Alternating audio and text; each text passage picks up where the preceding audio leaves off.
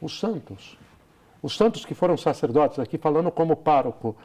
A diferença entre um pároco que é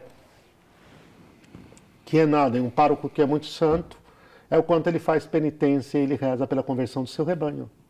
O quanto ele se deixa pregar com Cristo na cruz para que o seu rebanho seja salvo, para que o seu rebanho se converta, para que o seu rebanho mude de vida. Quando São João Maria Vianney ele fazia jejum, mas era ali uma no cravo e uma na ferradura o tempo inteiro. Não é que era coisa mediana, não. Que a coisa ali era de... Né?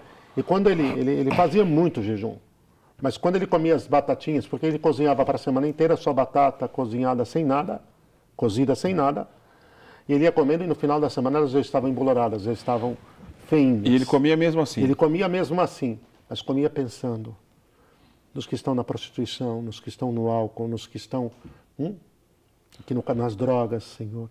Eu me crucifico e me uno à tua cruz e me faço instrumento nas tuas mãos de reparação e de purificação do mundo. É esse o tesouro. Não é autoajuda, Eric. Senão vai dar a impressão de que a coisa é para fazer autoajuda, é para eu me sentir melhor e nada. É para tocar o coração de Deus, é que a penitência toca o coração de Deus. Esse fato tem que frisar, Eric, porque quantas e quantas conversões saem da penitência, dos joelhos, do jejum e de outras penitências.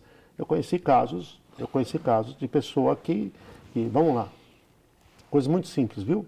Mas que há muito tempo dormia no chão, sozinha, pela conversão de A, de B, de C, e com o tempo Deus escutou Deus recebeu a sua penitência favoravelmente. E aconteceu aquilo pelo que tanto estava se penitenciando. Santa Dulce dos pobres, que dormiu tantos anos numa cadeira, né? Dormir numa cadeira uma noite, duas, já é desconfortável. Agora imagina anos e anos, né? Madre Teresa de Calcutá, que recebia doações de sapatos para os seus pobres e pegava o pior dos piores e não significava que era o número do seu pé, né? Chegou a deformar os pés por essa razão, porque usava sapatos menores do que o tamanho exigia. Quer dizer, isso para lembrar os poucos, mas são tantos exemplos dos santos maravilhosos. Tantos exemplos maravilhosos. Isso mostra o poder da penitência. Nós esvaziamos, Eric. Por que nós esvaziamos? Vamos ser realistas. Por que nós esvaziamos, Eric, a necessidade de penitência? Porque perdeu-se a noção do pecado, do sentido daquilo que tem que se pôr remédio, Eric, da necessidade, perdido o senso do pecado, perdeu-se a noção da necessidade de conversão. E perdida a noção da necessidade de conversão, perdeu-se a noção da necessidade de penitência, Eric. Não existe conversão sem penitência. Mas me mostra um caso de conversão sem penitência. Se o fulano disser que tem uma vida espiritual forte e não tem penitência, posso falar com muito respeito? Não tem. Está inventando. Né? Mostra-me a tua vida penitencial e mostrar-te-ei qual é a tua vida espiritual. Mostra. Não mostra... mas eu rezo 4... Não reza. Você reza 4 rosários num dia sem penitência, o primeiro dia e o segundo. No terceiro você abre a janela e joga o rosário pela janela. Porque a carne vai vencer, o homem carnal vai vencer. Se ele não for todos os dias combatido, Eric, e se eu não me unir, porque penitência tem o sentido de unir-se à cruz. Se eu não me unir à cruz diariamente, não vai haver vitória sobre a carne, sobre o mundo e sobre o demônio. Não vai haver vitória, não vai haver vitória. Tem que ser muito concreto. Por que os santos venceram? Os santos venceram porque eles viveram para a cruz. Você conhece um santo que não viveu para a cruz, Eric? Acho que não existe, né? Acho não existe. Hein? Você já ouviu falar de um certo São Charbel?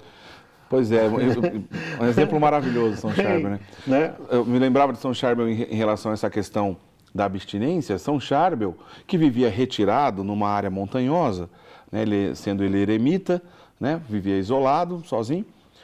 A maioria dos eremitas até hoje, lá, né, no Líbano, num espaço chamado Vale Santo, muito bonito, onde tem alguns eremitas até hoje dormem num travesseiro de pedra. Até hoje. Isso não é do passado, hoje acontece isso. Penitência. Né? Pois é. São Charbel, obviamente, um desses penitentes, e ele cultivou belíssimas uvas durante muito tempo. Né? Durante muito tempo ele cultivou uvas. Acontece que durante a vida dele, diz as pessoas que acompanharam os testemunhos, que ele nunca comeu uma sequer. nunca comeu uma Comeu uva um único sequer. bago de uva. Né? E qual é o problema comer isso? Não estaria errado. Hoje vou comer uma uva. Não, durante anos. Mas certamente foi uma penitência difícil de fazer. E Deus honra até hoje tantos milagres e graças extraordinárias sobre a vida de São Charbel. Até hoje no mundo inteiro, né? Depois de tanta riqueza e beleza. É que, Eric, São José Maria falava, com amor não há nada pequeno. Cada um desses bagos de uva que ele não comeu, oferecendo a Deus, pela conversão dos pecadores, em reparação, foi oferta santíssima, agradabilíssima e produziu um efeito enorme. Quando você lê a vida de São Francisco Xavier, o grande missionário, o patrono universal das missões, Eric, quando ele vai à Índia, na nau que o levou para lá, ele dormia o tempo inteiro no relento, tinha uma cabinezinha para ele, muito modesta, mas que ele deixou a outra pessoa. Ele dormiu no relento o tempo inteiro lá fora, e o seu travesseiro, a exemplo de São Charbel, era a âncora. Olha só. Ele dormia com a cabeça na âncora. Às vezes, por uma emergência, a gente tem que dormir no sofá, alguma coisa, no outro dia amanhece uma noite. Já reclama o dia Amanhece inteiro, né? péssimo, né, Eric? Imagina, a viagem longa, aquela nau chacoalhando e ele dormindo ao relento e ele dormindo com a cabeça na âncora. Há também um outro relato na vida de São Francisco Xavier, bonito, numa biografia que eu li dele, que quando ele atendia, por exemplo, um penitente, né, em confissão, e ao invés dele dar a penitência para a pessoa, ele mesmo se penitenciava até se flagelando, o que é uma coisa para a nossa cultura de hoje que ninguém admite uma coisa dessa. Né? Uma coisa gigante. Eric, podemos ir um pouco mais longe aqui? Estamos num bate-papo, não? Sim. Qual a diferença entre um cristão autêntico e um cristão de casca, um cristão falsificado?